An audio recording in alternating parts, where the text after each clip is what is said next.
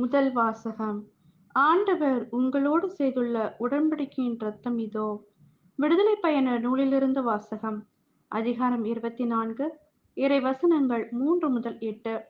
அக்காலத்தில் மோசே மக்களிடம் வந்து ஆண்டவர் சொன்ன அனைத்து வார்த்தைகளையும் விதிமுறைகளையும் அறிவித்தார்.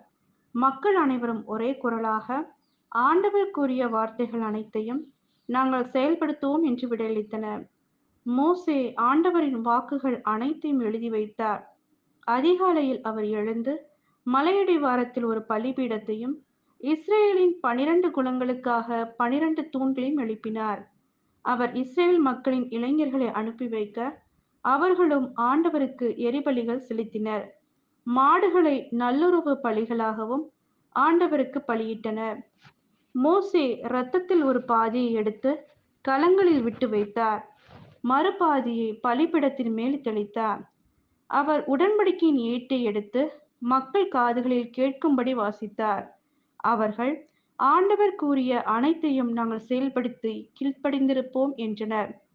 அப்போது மோசே இரத்தத்தை எடுத்து மக்கள் மேல் தெளித்து, இவ்வனைத்து வார்த்தைக்கும் இணங்க ஆண்டவர் உங்களோடு செய்துள்ள உடன்படிக்கையின் இரத்தம் இதோ என்றார்.